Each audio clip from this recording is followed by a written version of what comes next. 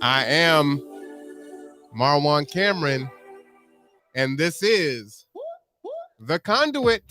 All right, y'all, we are back again. Earlier this afternoon, we had Kitsap Public Health with Nurse Lindsay.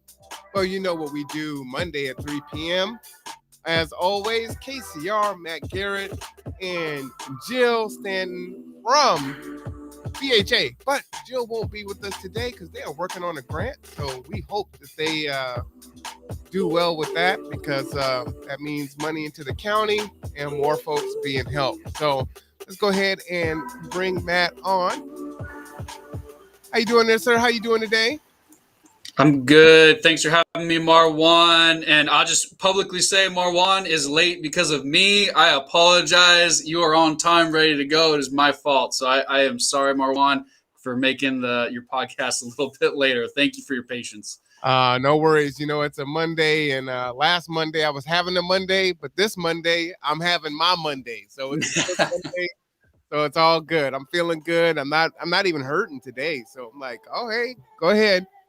So I'll take That is awesome. I love that. I'm having my Monday. That should be a shirt or something. I like that. Well, you know, then you got to explain it to people. It's like, I'm having my Monday. It's like, oh, you're having a Monday. No, actually, Mondays are great for me. That's true. You know. But yeah, no, I'm having my Monday. It's good. I love Mondays. And the reason why it's my favorite day is that's when everything gets going, right? Business is back open. You know, folks can get things accomplished and things, you know, people can get things done. So that really excites me, right? You know, I get to see my students again or whatever the case may be, however it is, you know, you just get to re-engage and make progress, right? Kind of build on the momentum that you've built on, get yourself back up if you've fallen down, whatever it is. I'm very, you know, glass half full type person most of the time. And so I like it, you know, and having folks come on and share their information and just make themselves accessible definitely jazzes me up. So definitely happy that I'm doing the podcast and bringing this information out. Well, it's a wealth of information. You're a podcasting machine, man. It is impressive how many podcasts you can do, and all information that is important and vital to get out to the folks. So I continue impressed, and thanks for having me on. I'm not gonna lie, you know, I did take off, you know, Saturday and Sunday. Actually, technically, I took off Friday too, but you know, it's just, you know, sometimes you do need to recharge and there's a lot that goes into it. I don't think people realize, you know, the research and the time and the equipment and, you know, pre and post. I mean, there's a lot. So, and then when you do so many shows, the planning meetings, yeah, it gets pretty crazy. So, you know, but it is a lot of fun, right? And I do look forward to it. But, you know, we were going to talk about there's a training coming up for the buy-in force, so we'll table that because I'm probably going to miss it, unfortunately. When is it? Is it on a Monday? Yeah, it's Monday. It's Monday at 9. So I know yeah. But Stephanie will be there for sure. Cool. So cool. I'll hear about it on the other end of that. But yeah. Let's start off with some updates. Anything new that's happened since the last time we were together that you want to share with folks? You know, we've hired 2 additional folks, and I think I mentioned them last time, and they're getting trained. So we are staffing up. We're still, if you're still interested, we've got 1 to potentially 2 more Rap Navigator slots. So if you are interested in working and helping your community, we have a job for you. So please go to our website, and we've got a few other positions as well, not just on this team, but even across our division. So there's more slots, but we are well underway of expanding the team. You know, so far we've got, you know, we started with 4, and then we've on aggregate added 3 more. So we're at 7 total, and hopefully 1 more is going to come, and we're still looking for that last piece. But Marwan, at the training, and hopefully soon we can introduce her. But Carla, we just hired a new manager. Really excited to actually give us some administrative support. So that's our big announcement. So we're really excited to have Carla on board, and so it's going to be a transition. I'll still be involved for a while and continue to support, but she's going to be taking on and managing the rap team, and we couldn't be happier. I think she's got a good vision for the program. So we'll introduce her behind the scenes, and maybe eventually we can have her come on. But nice, I like that. Well, let me ask you about the jobs. Like, what are you looking for in regards to knowledge, skills, abilities, previous experience, education level? Like, what are you looking for there? What makes what? Yeah, and Marwan, thanks. And this is a good piece of because there's a lot of different skills that we value, and I think I really appreciate the question because we have people from all, we have some people with their masters, some people with their bachelors, and some people that have a GED, and all of them bring something different. So definitely do not think just because you don't have, a bachelor's. Education is great. We hire people with bachelors. That comes with tremendous value, but there's also a lot of value.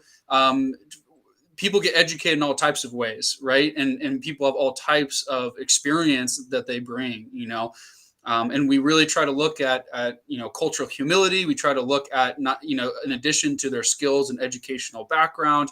And some people bring personal experience, and we really do value personal experience. We never ask that you share that in the interview process, right? But if that's something sometimes people do talk about, and that can sometimes give people an empathy for clients and really an understanding of the system. And sometimes there's no better way to work with people that are in crisis than having been in crisis yourself. So that's one piece that we look for, but that's not the only, right? There's again, education, other people, family members, there's all types of ways to kind of understand how this works.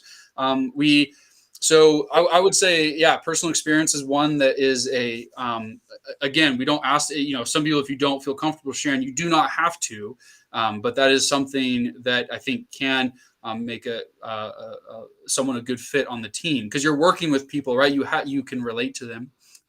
Education can help, but by no means, please don't feel like that is, disqualifier. Like we said, there's other ways. And then one of the other ones that really responds well is kind of customer service, right? Obviously, if you've had experience in housing, that's great too. But many of our people don't have experience in housing and just want to help and have that urge to get involved in social services. So a lot of times we're looking for that customer, because a lot of times, if you've worked a customer service job, right? If you've worked on the front lines, you've dealt with people in crisis, right? There's a lot of people that have come, or in the restaurant business, right? Or wherever it is, you've dealt with people in crisis, and that's a lot of what we're looking for. Can you calmly help people, right? Trauma informed. We'll teach you a lot of those skills, but do you have a knack for that, of being calm and helping people, get the services? And so that's a lot of what we're looking for as well. And and of course, if you have any type of social service experience, super relevant, and we'd love to have you. But yeah, I mean, I think if and then the last is I really like people that are fired up and want to serve their community, right? That's, if you have a passion, even if you don't have, maybe the direct experience, if you have a passion for serving our community and really want to help, because it's not an easy job. I'll say, Ryan, sometimes I've gotten accused of trying to scare people away, and it's because I'm really trying to be upfront, right? Of this is not an easy job, and there's a lot of different constraints, and there's a lot of different challenges, but it is a reward, Marwan, right? None of us do this for the pay. You really got to be fired up, and that's what makes it amazing. Right. Is you work with a lot of people that are amazing people, right? But it is a tough job, right? Compassion fatigue is a real thing. So you have to have that passion to want to help people, because you can make a lot more money, doing other stuff and have a lot less stress and heartache and, and burden, bearing other people's burdens. That's a challenging piece. So, yeah, I don't know. Do you have any follow-up with that, Marwan? But that's kind of generally what we're that's, kind of, we try to have a broad approach. We do want to have a diverse team, because we're serve a diverse community, right? We want, to have representation of the people that we serve. That's important to us. And so I don't know. Yeah. What are your thoughts? I think that's important. And, I'm going to say quite a few things here, and then I'm going to get some feedback back on you. Yeah. Is one, I like the fact that KCR is saying, hey, we don't, obviously for some positions, you may need to have a master's degree or a bachelor's degree, sure. Right? Some form of training in this program or whatever. But that you can be flexible and say, hey, look, it's if you have a degree, great. If you have some other skills that can bear Mhm. onto this position, then that's fantastic. But here are some of the core things that we're looking for that makes a Yeah. good navigator, and that's not contingent upon degrees. So you can Yeah. have someone who has a GED or a bachelor degree or a master's degree or associate degree doing these things, or a high school diploma, I should say them all, Yeah. right? Yeah. Uh, that can fit into this position and do a fantastic job, right? Yeah. Yeah. So that is really critical. So I'm glad that a big organization like KCR is saying, you know what, we'll move that to the side. That's not going to be the most important factor there, and we'll look at some other things. So the reason why I talk about knowledge, skills, and abilities a lot is I'm just going to kind of pull this up on the screen and I'll get some feedback from you. And you can Google this yourself, but soft skills. And so, the difference between soft skills and hard skills, your hard skills are like, how fast can you type, right? Your soft skills are a little bit different, but these are super critical. So what is your communication set? Are you able to communicate with people, both orally and written, right? So in social service work, right, it's important what you say and how you say it, especially depending on when you're engaging a person, when they're dealing with anxiety, when you're catching them at a low point in their life, right? You have to have patience. You have to, serve with grace. At the same time, you need to be firm and direct in the service that you provide and give accurate information. But there's a lot of nuance to that, right? How effective are you as a communicator?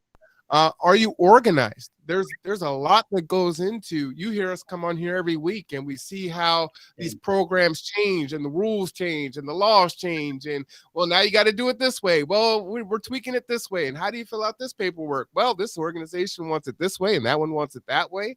So, are you organized? Can you process information and then make it to where you're not confused when you're trying to explain it to someone else because you're not organized, right? So you might have good communication, but I can't really make heads or tails of this because I'm not really well organized. Punctuality is definitely important. It takes a lot of folks a long time to oftentimes get in front of a service provider, right? They've waited weeks. Their situation is in flux. They may already be in, because we're talking about housing, in a homeless state or in a getting ready to be evicted state, and so they need some help. It's important for you to be on time, right, and to be present, and also to be prepared because the time is short.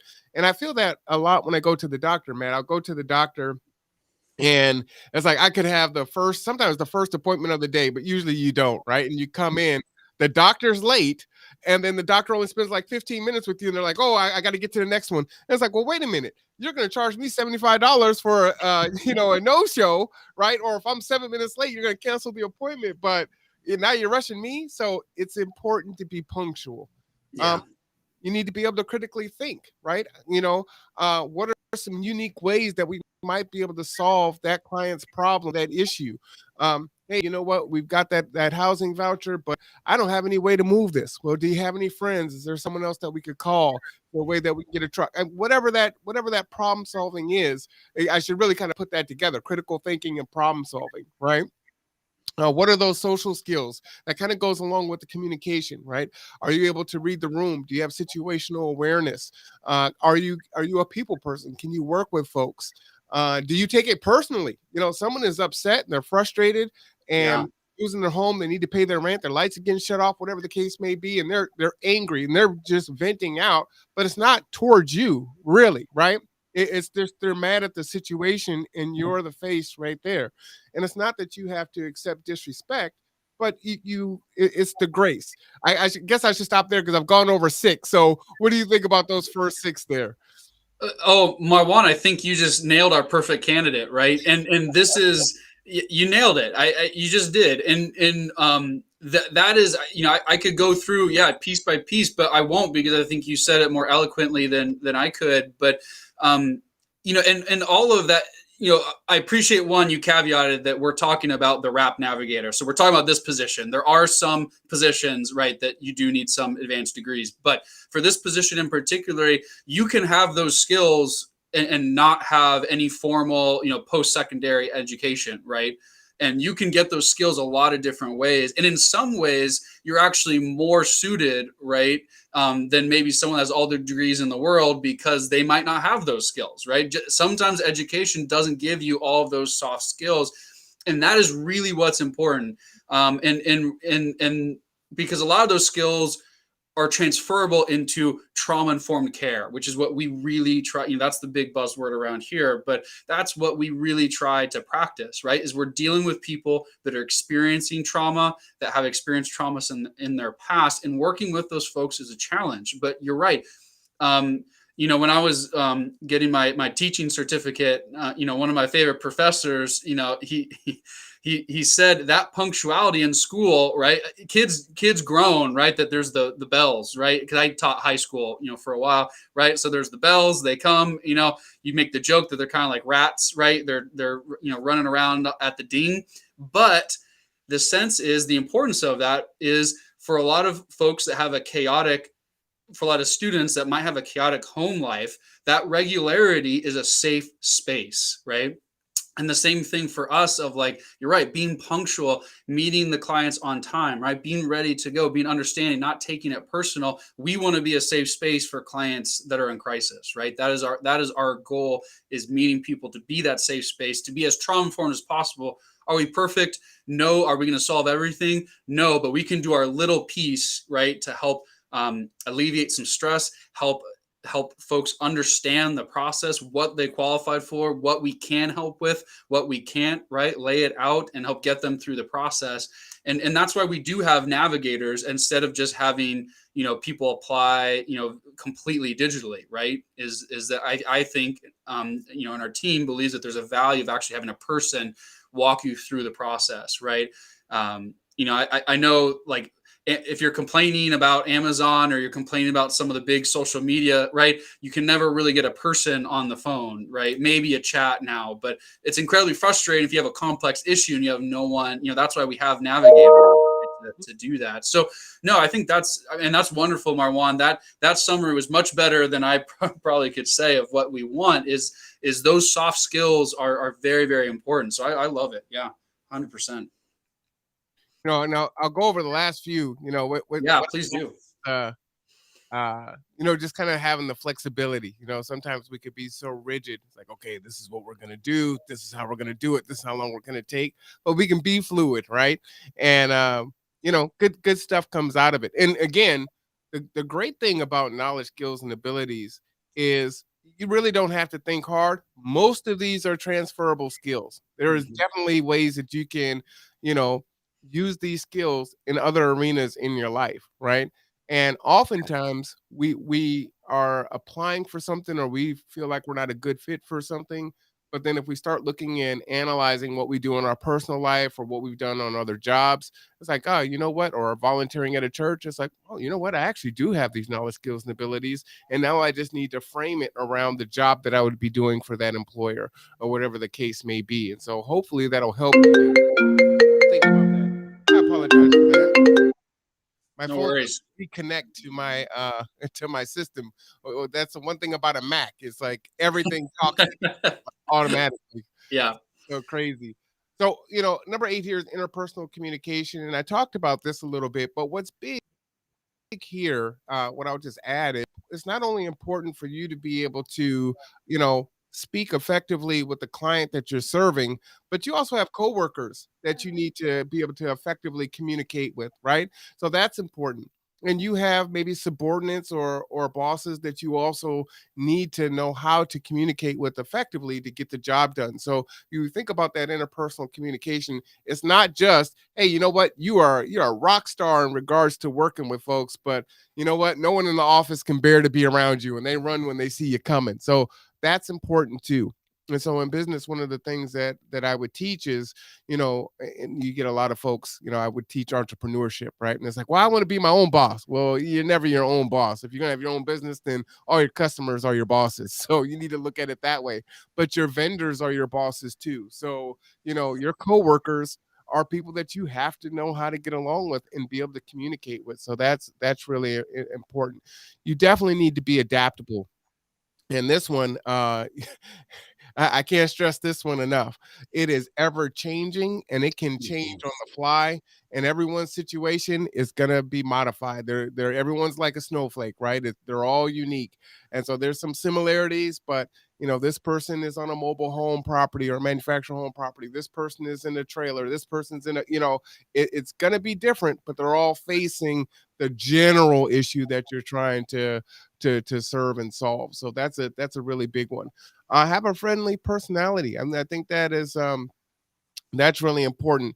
And this one's a hard one to kind of fake, right? Either you're kind of a friendly person or you're not. So we have some of those doctors that are really awesome, but they don't have a great bedside manner. That would kind of be analogous to that. You want to have a strong work ethic. You want to have strong emotional intelligence. And that's not how smart you are. That's again not taking things personal, right? This will help you with potential burnout, is understanding that you're not going to change the entire world. We're not going to solve homelessness. We're not going to solve eviction. We're just trying to make an impact as much as we can in the power and the space that we can do it. At least that's how I interpret emotional intelligence in regards to what G2 does and what we're doing here. Into that, because otherwise I would never sleep. I wouldn't eat. I'd be sick to my stomach because I know that there are folks that are going to sleep outside tonight, and I know there's going to be more people that are going to lose their homes tonight and tomorrow, and winter's coming, right? And it's like, how do you sleep, right? When it's like, man, I can only do so much. So that's a big one. Computer and technical literacy. These things are really, pretty important. And if you don't have these things, KCR, Goodwill, there's a number of agencies that have free courses where you can start to brush up on those things. But those things are tremendously helpful. And just as a note, many jobs now you apply for online. If you want electricity assistance, that's online. So you have to be able to navigate these things, but there are a number of resources that are out here to do that. Matt, a new show that we will be doing, I have to get in touch with the Kitsap Regional Library. They're going to start coming on to the podcast now, so they're the newest folks coming on. I'll give a horn for that one.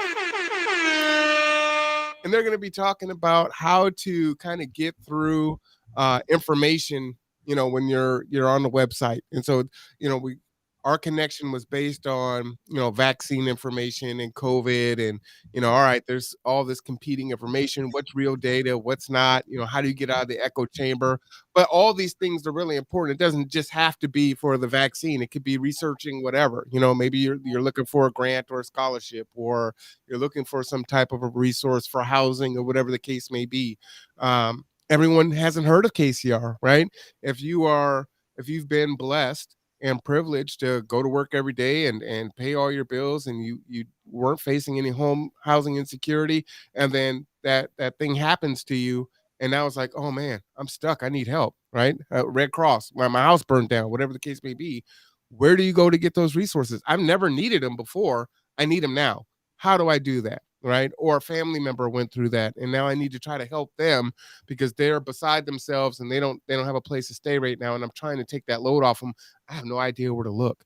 So research skills can be helpful there. So I just want to kind of touch on those last few there, which I thought would be good. Did you want to mention anything about those last Yeah, few? yeah. No, that's great. I'll just well, first of all, did you teach any classes on emotional intelligence? I did. Yeah. That's awesome. I know. Because that is such an emotional, or that's such an important skill, that emotional intelligence, right? Of not just working with the clients and being able to communicate with them, but being able to communicate with the team. It's a stressful environment. There is, and we really try to culture a foster a culture of support, and we try to do team building. We try to be there for each other, and we fail forward, right? But that does require a degree of emotional intelligence, right? To communicate, to, hey, did you mean that? Hey, that that made me a little upset. Can we squash it and then go forward, right? Instead of holding on. So that's a really important and then being able to communicate your needs, right, to us, uh, to the managers and leadership, so that we can support, right? How, because if we might think we're supporting you, right, there, that kind of falls into the love languages piece, for couples, but also like we might be we're supporting you and that's not helping you, and right, we need to communicate that. So I think emotional intelligence is so important. And you hit the adaptability, as and things are changing again, right? There's so much that's out of our control that's set at the commerce or our federal level. So being able to adapt, I think you hit the nail on the head there. The other thing I wanted to mention too, when you said earlier about leveraging, a lot of people don't know that they have experience. And we get some people in and we're asking them, hey, have you had experience with databases? Because of course, like we have to track all the clients. So we have to enter it into a database. And people say no, but then I'm looking at the resume. I'm like, wait, you worked at AutoZone. You did a point of sale system, right? You were looking up orders. Like, it's like, you do have to, take a little peek, because you might have used more technology than you think, right? At previous jobs, even if you didn't think of it as a techie job, right? Like Yeah. there's a lot of databases that are in use and they're so integrated that you might not even realize it. And you might have experience running reports, looking stuff up, doing data entry. And you're like, oh, I do have that. And you have some experience there. And the last thing I wrote down here, I know, Marwan, you're going so fast. I'm trying to keep up here so I don't forget. The library is awesome. That I am so impressed with our local library. They do so much. They do so much for our unhoused community, and I cannot say they really go above and beyond what you would think about as a library. So that's awesome that they're coming on. So they definitely a well-earned horn for sure. Yeah, no, they are awesome. The last thing I wanted to just say about emotional intelligence is I'll tell people from time to time, I'll say my emotional intelligence isn't high. And what it's doing is just, signaling to them that I'm emotional right now for whatever reason. Mhm. I'm not going to be able to be my best self. So I may say some things that may be out of character for me because I'm frustrated and I'm angry right now. And so this might not be the best time to talk about it, but this is the space that we're in. I'm gonna try to check my emotions, but at the same regard, I'm just letting you know so that that could be helpful for you, right? Uh, Yeah.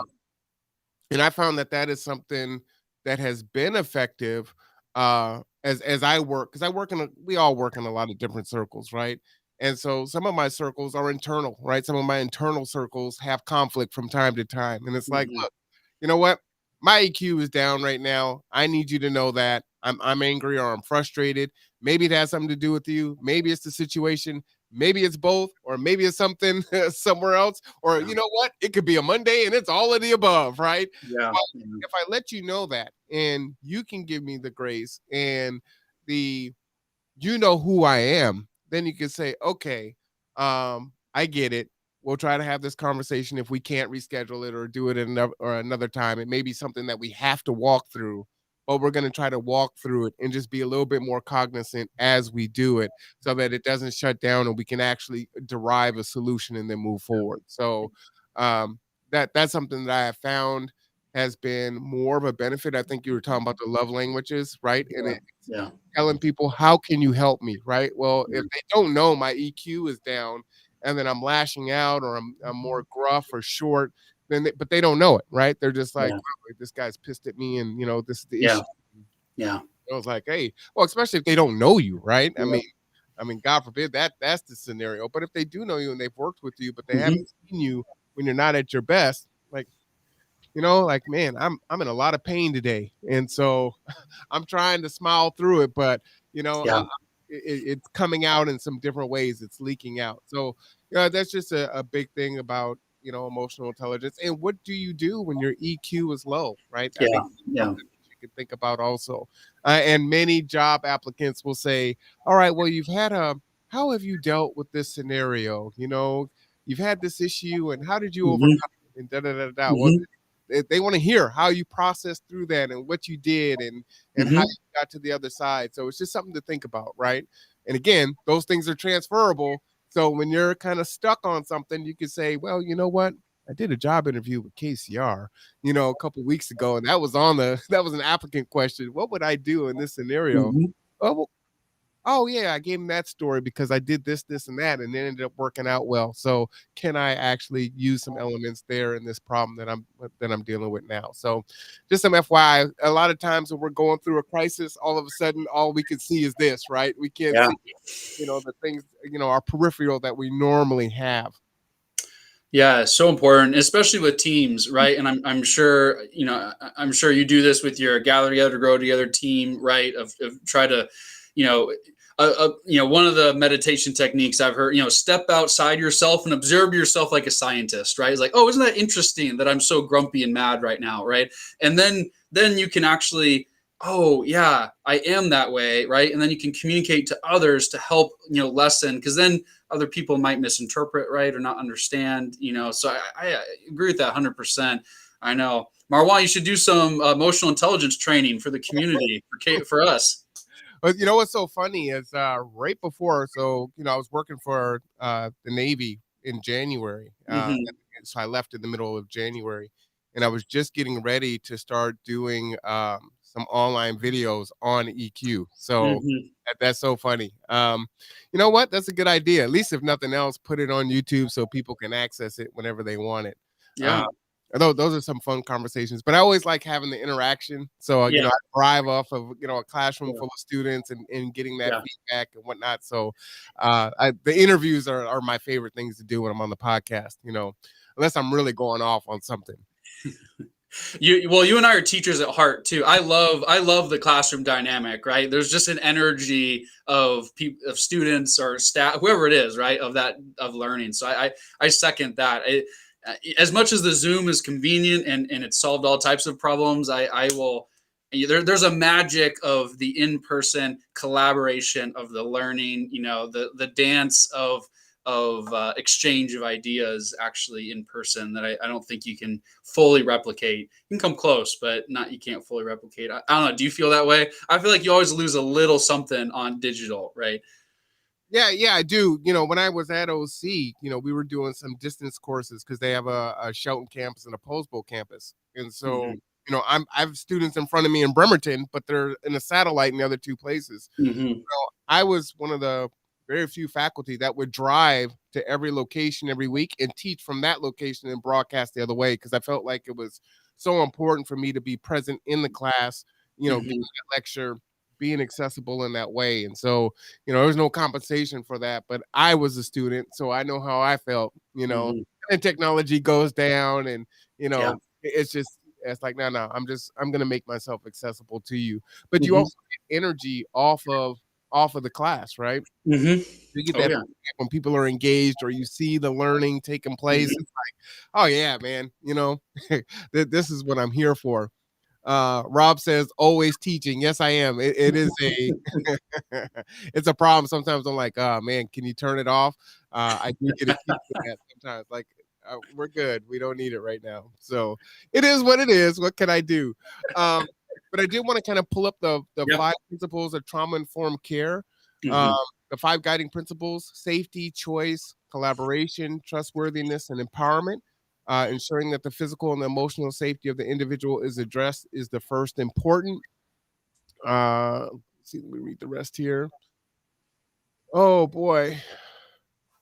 Ensuring the physical and emotional individual is addressed is the first important steps to providing trauma informed care. So, again, these are things that you can Google. I don't think the expectation is that you are trauma informed if you're looking for the position, but you should always do research when you're applying for a job and look at the job description if that's what they're looking for, see what that is. And even this, you could speak to ways that you try to provide safety and choice. We do it with our kids all the time, right? In a collaboration, you invite them in to help solve the problem, right? Which helps to build trust and empower them to be decision makers and to be a part of it, right? And you're doing it in a safe way. You're not attacking them, right? You're oftentimes we'll give our kids choices, let them know what consequences are and things of that nature. So just in that 2 sentence right there, it's like, hey, that's what trauma informed care is. Now there's some methodology and some, Mm-hmm. training that goes along with it. But even you have a little bit of that in you already without even being exposed to it. So thoughts on trauma informed care, Matt? Oh, 100%. I mean, I think if, I mean, yeah, for anyone that's even interested in interviewing, if you mention, even if you don't have formal experience, but you mention how you're trying to link some of your past experience of trauma-informed care and how you could bring that to us, I mean, that's a winning recipe, right? Because that's what that's really what we do, right? Is what we're looking for is how are your skills going to translate into trauma-informed care for the clients, and I think and there's a lot of different ways you can get that, right? From caring for family members. I think, some people just get this without any formal training, just from helping out a family member with physical or mental disabilities, right? And especially if they've been doing that for a long time, one of my mentors said, a lot of the social work training is just training on how to be a really good person, right? And like, there's a lot of different ways to be a really good person. We can formalize it, and we can, like you said, we can make steps, and social scientists love to do that, and that's great, and there's a place for that. But there definitely can be an organic way. You're right, because your children need safety, right, in order to learn. We're just talking about the school example, right? And that's the environment that are, like, if you're meeting with, you're talking with them on the phone, you want that to be a safe environment. If you're meeting with them, maybe they're confused, right? They want that to be a safe environment. And choice, we can kind of, briefly overview how these are applicable is, going, and Marwan, going through our system can be a very undignified process for people, right? There's not a lot of dignity, and that's, I try to tell my staff is one thing we're doing is restoring a little bit of dignity, right? Beyond just helping get needs met. And some of that can be choice, in the areas that we can, right? We want to give you choice, because it often can feel like you're just being tossed around, like a ship in a storm, right? Is that you don't have any direction. And that's not very empowering. That's kind of the last one, is the empowerment, but the choice is a big piece of that. And in the ways we can respect how you want to communicate, right? What's the best way to help you, right? Is it email? Is it text? Is it calling? Is it the morning? Back to that emotional intelligence. Hey, you're really upset right now. Can we try again later? We're not going to take it personally, right? And then collaborations. We're not serving you, right? We are collaborating to help restore our community, right? We try. I mean, there always is a power dynamic, obviously, because we are people with resources that are helping the community. But as much as we can, we want that collaboration model, right? And we, at least as much as the power dynamic is there, we try to critique it, understand it, and actually go forward, right? As far as we're collaborating, right? This is, to help heal our community, and the clients are just as much a piece of that, right? They're not just a cog in the machine. Trustworthiness, you have to be dependable, right? There's so much of the system that's not dependable. So we want our navigators, if you say you're going to be there, right, let your yes be yes and your no be no. And that is so important, because we don't want to re-traumatize clients, and missing appointments and not following through on what you say you're going to do can be very traumatizing when you're in crisis. And then, we kind of touched upon the empowerment piece, is that we want you to walk out of here, feeling a little better, feeling a little more encouraged, right? A little more pep in your step, and a little more able to actually meet all the other challenges of their life. And if we can do that with some rent and utility assistance, right, that's hopefully gonna, because there's a lot of other stuff people are dealing with, and I think that's the amazing thing about Gather Together, Grow Together, is we kind of specialize in our housing area, but you have this, very holistic, which I love, a vision of helping clients. There's transportation, there's food, education, right? I know you do a lot with the vaccines. There's so many challenges of our modern life, right? And helping folks that are low income, experiencing poverty. I mean, it is just hard, so as much as we can empower you to handle those other challenges, I mean, that's the ultimate goal. So thanks for bringing that up, because those are 5 pieces that's what we expect of our case man, or our navigators, right? Is you're going to help folks in that manner. Are we perfect? By no means. We're always learning. We're always improving, right? We've got a long way to go, till we feel like we're a organization that is, or where we want to be as an organization, right? But I mean, that's our aspirations and expectations for the navigator. Yeah, no, that's great. Great conversation, Marwan. This is wonderful.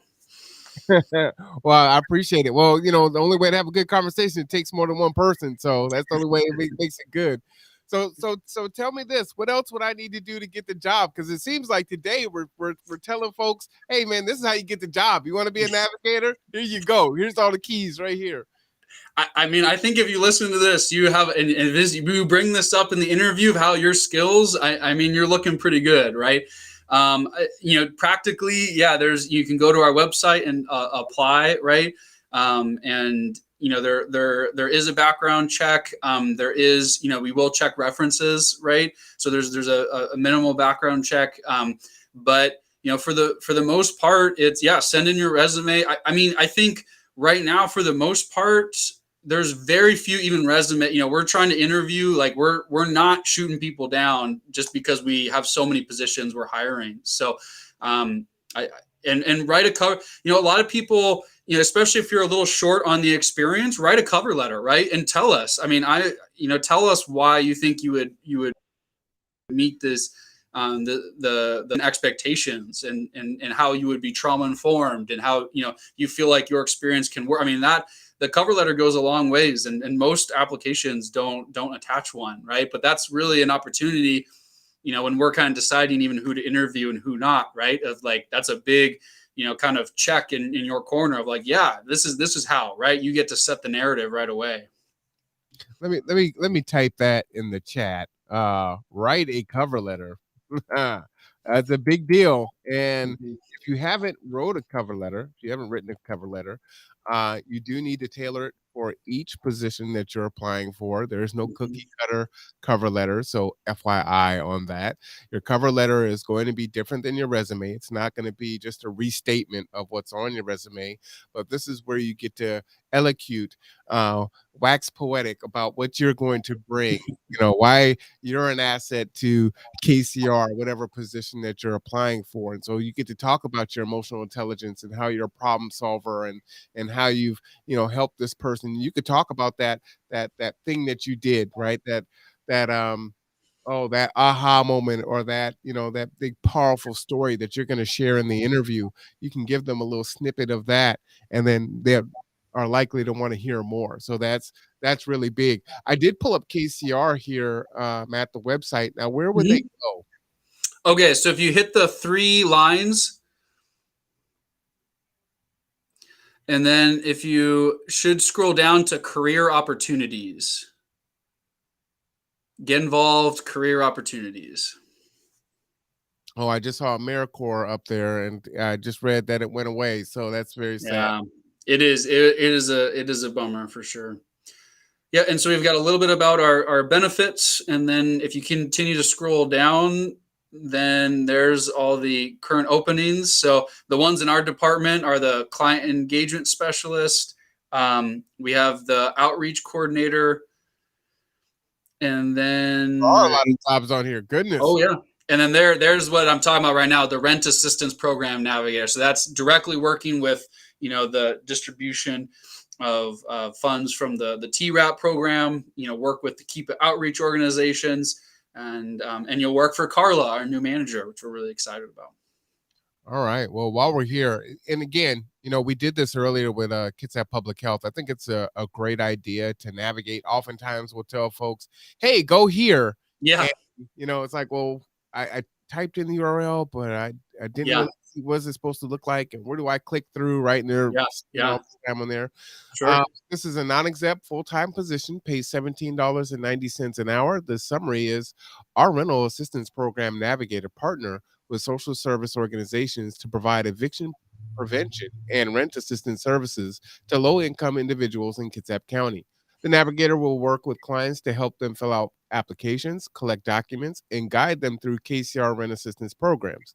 The navigator will also be responsible for documenting information and services into the Homeless Information Management System, which is just a database, and other KCR databases. They will establish and maintain effective partnerships with other area service providers and landlords in order to achieve our program goals. So they might work with G2.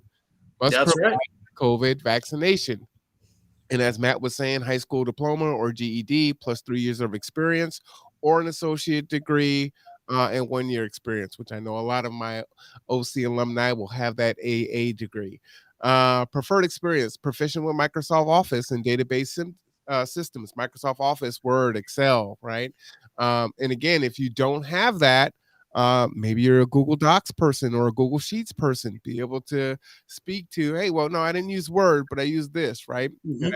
I did a previous podcast where I actually did a tutorial on Microsoft Word and Excel, and just kind of talk about how the ribbon looks the same, and you just kind of point out those similarities and the user interface, right? I'm using big technical terms, but the user interface between Microsoft Word and Google looks very similar, right? They Mm-hmm. both have ribbons, they both have italics or words or whatever, and so we just kind of go over that. So it's like you see it differently, and then you get stressed out. But don't get stressed. Take a breath, because it's probably laid out very similarly, and you know more than you think you do. Familiar with available community resources, knowledge, skills, and abilities. Well, you heard me talk about that. Understand the socio-economic problems and needs of unhoused and low-income families and individuals. Ability to pass the Washington State criminal background check. Now, you were saying that there was a minimal background check. What are, I guess, could you talk about maybe disqualifiers that might be easier? That might be a shorter list, maybe. Yeah, as soon as I mentioned that, I was like, I found it at one point, and I don't have it right now, but I can get. I should know. I should know this, and I don't off the top of my head. So I'll have to get back to you. I'm sorry. I'll have to get back to you on that one. Well, I would say it's probably if it's like super major, right? Those might be some concerns, but Yeah. again, don't say no to yourself. Apply, right? Yeah. Licenses Yeah. and That's what I would say. Just apply, and because it gets a little complicated because we have the preschool on site, right? So there's certain actual regulate. There's some stuff that's out of our control, right? Because we've got the preschool and kids on site. There's certain stuff that's just we have to in order to comply with our ECAP grants. So that's predominantly where some of that stuff comes from. But I would say just apply and let's figure it out. yep, Yeah. apply. And the thing too is, let's say that you applied for a position, like, oh well, what's the point? I'm not going to get the job anyway. Well, you never know who you're speaking with, and through that Mhm. conversation, like, well, you know what? Because of the daycares on our premises, and that would disqualify you. I also know that this organization is hiring, and those requirements aren't there. The position is similar, Mhm. similar KSAs. So it's that networking piece, right? Mhm. So, and one is practice, but two, you just don't know what people know, right? I mean, Yeah. we're coming on to talk about housing today, which we are, but we're talking about job opportunities, which people need, right? And this is a great stepping stone position in my eyes to continue to grow and accelerate, right? Yeah. To become a manager after a number of years, to go on to different organizations, to maybe get activated on a board or a committee and do some other work.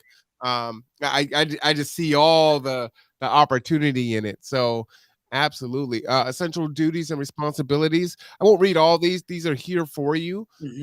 But many of these things here: maintain a current knowledge of all rental assistance funding sources, which of course they will teach you how to do. Mhm. Those FAQs, what are the required documentations and limitations? Obviously, that's the communication, that's the soft skills, right? Being able to communicate what a client needs to be eligible for whatever program that KCR is offering under this program. Work with assigned outreach organizations in order to help their clients get qualified for rental assistance. Well, that's what I was just saying earlier, right? That interpersonal communication, being able to work with a G2 or Mhm. a Surviving Change or Hope 360, whoever it is. You have to be able to have that communication both inside, outside your organization, and up and down the hierarchy of an organization, along with the clients, right? Uh, Yeah. maintains complete and accurate client files and quality data into the HMIS data system and other KCR databases. Now, that HMIS, does DSHS use that system also? No, that's just we have access to some to the SAW and some of DSHS systems, so that's helpful. We try to get that to help clients if we can pull stuff from there right easily. Then the client don't have to get it; we can just get it. But the HMIS is it's the Homeless Management Information System, so it is national, but uh, Commerce requires it locally for homeless services. So it's really for homeless, not so it doesn't really all that often bleed into the low income. It does in our respect because we have some of our programs that are in HMIS and then some that are outside of HMIS. So that's why they'll need that. But it's primarily for our homeless programs. That's how they aggregate data. Whenever you see the national statistics about homelessness, they all come from this system. So is it fair to say like Commerce, the county would use these systems here? Yep, absolutely. Right. So you have some experience here, and it's like, hey, you know what? I'm going to leave KCR. I'm going to work for the county, right? Well, Mm-hmm. I have experience working in the HMIS database, right? I mean, there you go. Assistant team in tracking and collecting and compiling client statistics and in the completion of program reports, following agency policy and confidentiality regarding clients, very important. Mm-hmm. Current on all community resources and ensures all resource materials are updated in a timely manner, actively works toward, now what is FDS certification? It's one of our standard certifications for case managers. So that's kind of across the board. It's like it's a few day class, and then they kind of get certified. So we do that. We Gotcha. put you through that. Yeah. That's an internal thing that gets done. Yep. You don't have to bring that with you. Yep. Yep. Participating in meetings, conferences, training sessions, and workshops. What I want to say here is for number 10, what I love about this is I always look at that as an opportunity for you to add value to the organization, right? If KCR is saying that they want you to have knowledge of, some of the social issues that are centered around homelessness for this navigator position, right? We all have our opinions, right, on and things that we could do better, right? Maybe you use KCR resources or DSHS or another G2 or whatever the case may be, and you're like, you know what? I mean, I appreciate what you guys did, but we could do this better, right? I mean, Mm-hmm. ideas come from the diversity of thought. So participate in those meetings, participate in those conferences. You're going to get more out of it. And that great idea, that great procedure or process might be sitting there in your mind that if it only gets out, it could be implemented, right? Not saying that they're going to take your ideas and implement them, but that's where good ideas come from, is brainstorming, right? And a lot of times people are like, I mean, they don't want to hear from me. My idea is not good. It's like, you know what? Share your ideas. Share your ideas. And then these are just the essential physical and mental No, that's functions. Oh, go ahead. I'm sorry, Matt. Oh no, you're fine. I'm gonna say, yeah. I mean, personally, my management style, I do get feedback, and a lot of our bigger policies, we've gotten feedback from the front users, right? And so we do believe in training, right? For CHG, that's one of our homeless service grants, but that actually requires us, to every 2 years, I believe, we have racial equity training, trauma informed training, motivational interviewing training, conflict resolution training, and that happens. And I think there's one other one. I think it's a data training, but basically that has to happen, and we do actually more than that. So we fulfill, and just because we're big believers in that, because you're right. I think there's value from our actual frontline staff, right? And I think, as you know, as a manager, right, we only see a piece of the pie. So that's our job, is to bring in all the perspectives to make good policy and procedures. So no, that is I want people that are going to say something. Hey, it might be better if we go like this, right? Or what about, have you thought about that? Why are we doing this, right? I would really like to encourage that here. And FYI, if you're in another job or even in relationships, I think this is sound advice. Is one you want to share, right? Um, because maybe you're thinking, oh, they should do this way, and it's so stupid that they don't do it this way, or whatever the case may be.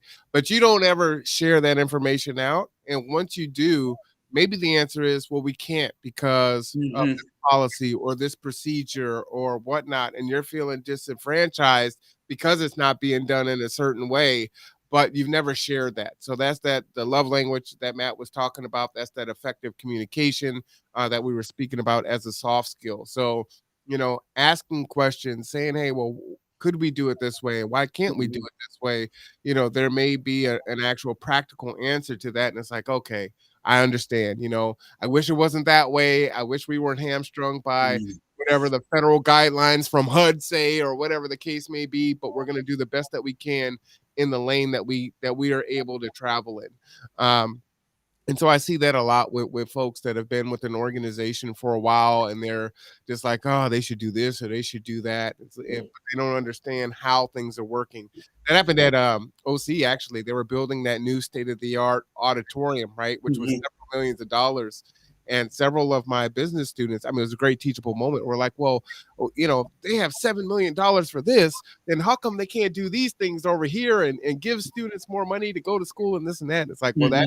it's earmarked money from the government to work on the arts, right? So they can't Yeah. exactly take that money and put it over here. So, you don't take your pizza, your rent money and buy pizza with it. You pay your rent with it. It's a different chain. So to explain it is is really important, and they didn't know that, right? They're just watching Yeah. this multi-million-dollar project being put up, and the administrators just patting themselves on the back for getting one of four buildings in the state, and they're like, but this is wrong and this is wrong and this is wrong. It's like, Yeah. well, that's a different pot of money. And so once they understood that, it's like, okay, I'm not happy about it, and I wish maybe that money could be used for that, but I get it, right? And then they don't hold that feeling in them, right? Yeah. Yeah. So sharing that piece is important. Yeah, and well, and really, that's I mean, I think a credit to what you're doing here, right? Is like, and I think it's incredibly value, and you say this all the time, right? Of making our community resources available, right, to the public, and we've been on a few podcasts where there were some tough questions of myself, and like, and I really take that as like, okay, yeah, those are real frustrations, right? Let me try to explain of like why we did this, because we have an incredible amount of constraints, right? As nonprofits, it too, taking grant money, all of it comes with a lot of rules, right? So there is sometimes reasons why we do this, and to try to explain that, I think can be a very trauma informed way of at least people understand why we have to do it this way. So I definitely thank you for providing a venue for us to do that, because even just community members or people frustrated with KCR about certain policies, I think that's incredibly valuable. And also sometimes the feedback does allow us, right, of like those administrators, yeah, they're patting themselves on the back, right? They're not even realizing that there's a whole contingent of their student body that's really frustrated. But if you at least have the conversation, you might be able, the administration be, oh man, this is the way they're feeling, right? They can have a better understanding of the students they serve. The students can have a better understanding of the constraints. And so that's where I see a lot of what you're doing too, right? Is a lot like questions that people can ask. Why is it this? Why is it that? Right? I do, and please continue, you can bring questions up and I'll ask it, even just general questions, right? Even if they're not a specific of like, why is the program working like this, right? The housing program or the rap team, because I do think that's valuable. So yeah, no, thank you for that, Marwan, because I think that's a huge service to the community for sure.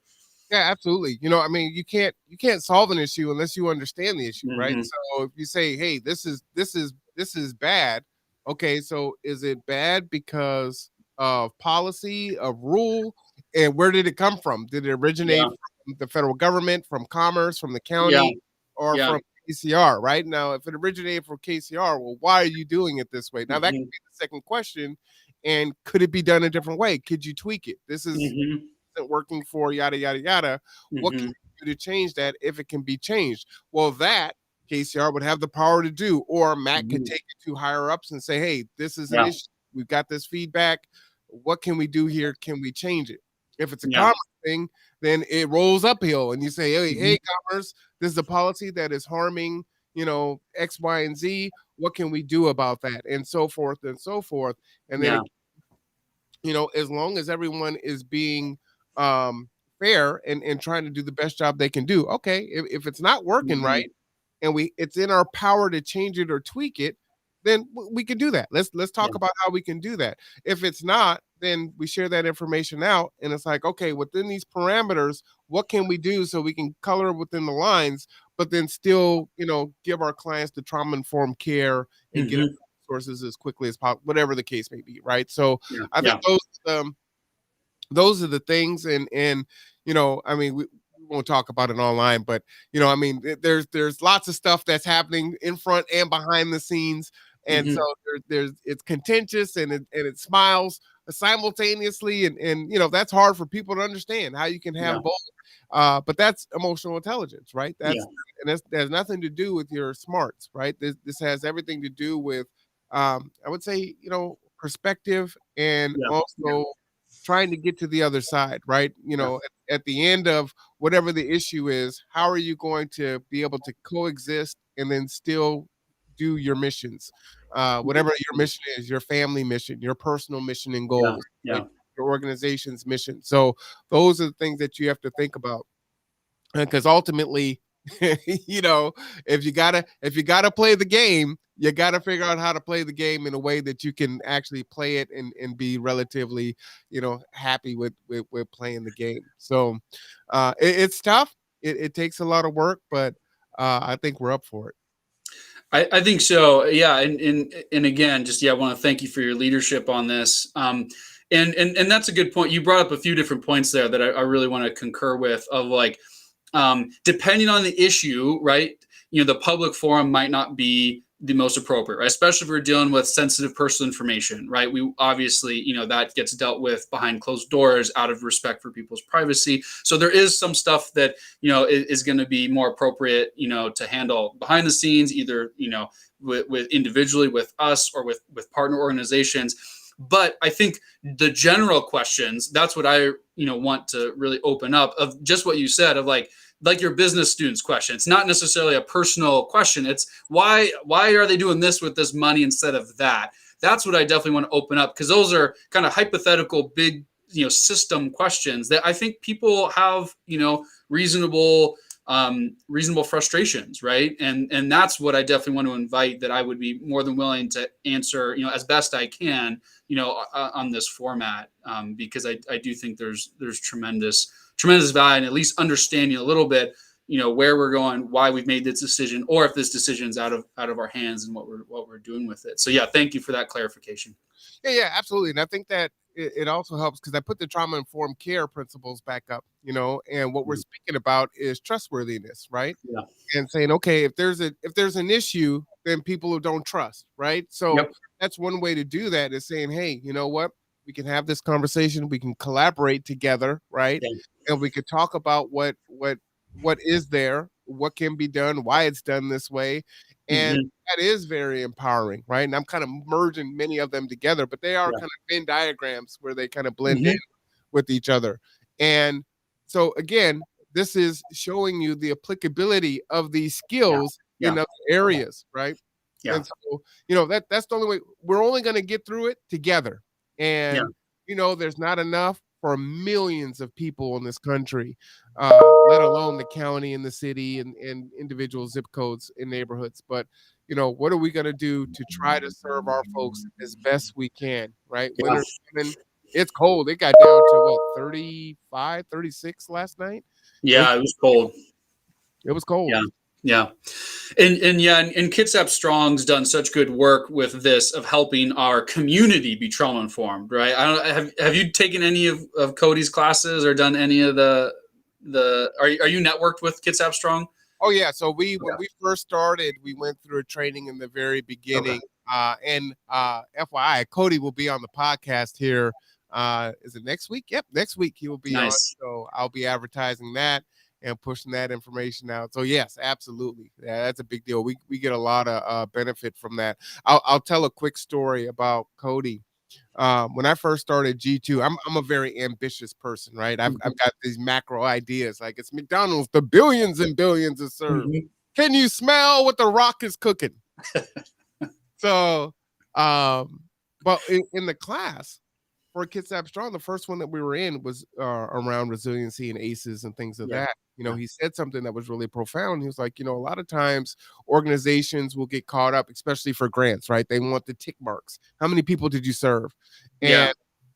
And the bigger focus is what was the impact on the individuals that you served, right? Yeah. So don't get lost in the sauce that you serve 10,000 people, when what's really important is, hey, I served 10, but I served them really well and they Yeah. got what they Yeah. needed. Yeah. And it really helped them. And so it changed how I ran G2, because I had a Yeah. different thing, right? It's like, I want to transport 2,000 people per month. I want Mhm. 250,000 miles per, whatever Yeah. it was. And it was like, no, no, no, you're heading in the wrong direction. You're thinking wrong. Yeah. And so when I tell those anecdotal stories on folks that have come through and got the help, using our vehicles to Mhm. parallel park and things of that nature, those that is the win, right? And that's more important than saying, hey, yeah, you know what? We had 100 people come through this week, Yeah, you yeah. know. Or I would say it's just as important because it depends on what it is, right? Now those numbers are important when we say, hey, we fed 50 people this week, or we fed 100 people this week. So, but it's just not getting lost in just the pure number. So that's something I credit Cody for, and Kitsap Strong for changing my mindset as the executive director of G2. Yeah, that's amazing. Yeah, no, I've gone through a few of their classes. The trauma informed ACEs, and really really good work of helping us. But Kitsap Strong, Cody, have that the different circles, right, of being trauma informed, and that's what I think kind of we're talking about. That's what reminded me, right, because you obviously we want our personal, right, when a client is interacting. That's what you were just talking about. We want those experiences to be very trauma informed. We want to serve those folks very well. But then there's like our teams. Are our teams trauma informed, right? Are we being are we communicating well? Are we being aware of each other? Are we supporting each other? Then our organization, right? Is our organization trauma informed, right? Then maybe is our county, right? Is our inter organizations, right? Are those connecting, and are those actually working and on board, with the school? And then the web continues, and I think they've got some wonderful diagrams of that, and I think that really is the goal. And like I've said before, we've got a lot of work to do, but that's what we're trying to do, and committed, to that work. And I know G2, you're right there with it, doing a lot of that good stuff. I know you're a big system thinker too, Marwan. So that's awesome. And I want to make sure to, say, it's not just Cody there. Marlena, Christina, Allison, all of Kitsap Strong is what makes that possible. Thank you. They're a Thank very you. unique team there. I put it in the chat. I misspelled everyone's name, so but I just wanted to make sure that I gave them all a shout out too. So and all three of them, or all four, are really big, huge supporters of G2. Mm-hmm. And Christina's a big supporter of the Conduit and helps Yeah. us out a lot. So I want to make sure that I don't leave anyone out. So because that happens from time to time. Well, is there anything housing, directly with housing that you want to talk about? I think this was a great conversation. We went a little bit long again, but I love it. No, I think that's great. This is a good place to end. We'll continue, right? You gotta, what do they say when you're writing? You gotta leave it while it's hot, right? So you can come back to it, right? Well, we'll leave it while it's hot, and then we can come right back to it next week. So Absolutely true. So again, you saw there, just go to the website. KCR has numerous employment opportunities. Your educational level is not a barrier. Go ahead and check it out. And Matt has already made himself available. Send an email. Obviously, all right, we kind of went over the application without even looking at the application, mm-hmm. right? Yep. Beforehand. So if you have questions, you can ask me also. I don't mind chiming in there and trying to give you some tips or pointers. But get in there. Don't say no to yourself. Say yes to yourself. Get that experience. It's definitely good practice. If you haven't applied for a job in a long time, you might just do it because it's good practice. And before it was on paper, now it's online. They're use my Indeed resume or use LinkedIn, right? So there's all these different resources and tools. When have you updated that resume or cover letter? We talked last week about, doing your homework and having that list of landlords and addresses, up to date and ready to go. Update your information, right? Think about, the knowledge, skills, and abilities you've acquired since your last job, or if you've never worked, right? And start building those things in. Actually could be a lot of fun and very empowering to say, you know what? I'm pretty darn awesome, because you are. And last words, Matt? Thank you, as always. And if you're interested, please apply. Absolutely. All right. Well, you got it there. Tomorrow night, we will have Deborah's Corner at 5 p.m. We have a number of other shows. I may be back on tonight. We'll see. I've got some medical news. As you know, we had Dr. Yao come on last week to talk about prostate cancer. I did get my blood work back, so I probably need to share that out with everyone. So I will probably do that this evening or tomorrow. So anyway, For Matt Garrett at KCR, I am Marwan Cameron. This is The Conduit. We will see you next time.